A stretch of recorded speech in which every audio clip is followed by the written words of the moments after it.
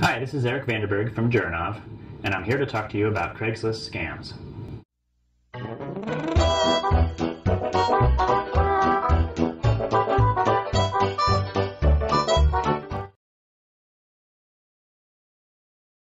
I've used Craigslist before, and I've received a few emails here and there, and this time I found scams both when I was trying to buy a laptop through Craigslist and when I was trying to sell my own. And I thought, well, let me pursue this a little bit further. Let's do an investigation and find out exactly how these scams operate so that we could actually do a study on it and help out others so they can avoid it. Well, these scammers are pretty good. There are varying degrees of scams. Some of them you'll know right away. If you see the word Nigeria, they want you to ship it to Nigeria, or if you read about Western Union. So they request money through Western Union or request for you to ship an item to Nigeria. That's an immediate red flag, and you know you're dealing with a scammer. Granted, there might be a few people out there from Nigeria who are actually trying to buy your product, but most likely it's a scam, and I would avoid it. Craigslist was designed to be a local medium for the exchange of goods and services, and thus they're trying to work outside of the system.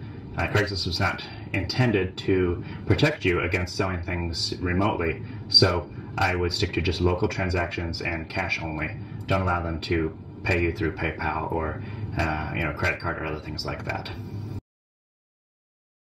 You can start with just a simple Google search. If you type in any phone number in Google, you'll find a lot of different sites that will tell you about the phone number. Now, the one I used was called Mr. Number, and what I like about that site is that it allows a threaded discussion for each number that's been posted to the site. So if you look up a number and you want to know if they're a scammer, you'll find a lot of other people who are talking about it. And if it's a scam, most likely there'll be a few people who will mention, yes, I've been scammed by this person, don't trust this person, and so forth. Now, a standard Google search will result in some things like that. Mr. Number is definitely indexed by Google, but you also find sites that will want you to pay for information about the person or your local white pages and so forth. Well, it depends on the circumstance of the fraud. If you're shipped the item internationally, then there's not too much the police are going to be able to do. Certainly you can file a police report, and you can take it further, but the likelihood of you actually recovering your money is low. If it's a credit card fraud and so forth, you should contact your credit cards and have them canceled. And there are some resources from the FBI as well that we can make available at the end of our blog post. So go ahead and check that out and look for those additional resources. Generally, I would follow the same rules you'd use for a dating site. Meet in a public place, such as a Caribou Coffee or a Panera Bread. And that way, if they're trying to steal your money or are going to rob you, it'd be less likely for them to do that in public. And do it during the day. I wouldn't go out at night and meet somebody in a back alley or at their home or anything like that.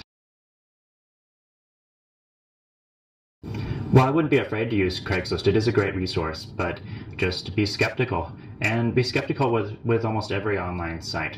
eBay, Amazon, any dating site, and most of the ads and offers you see on Facebook and in other places. Just be mindful that if the offer seems too good to be true, it probably is.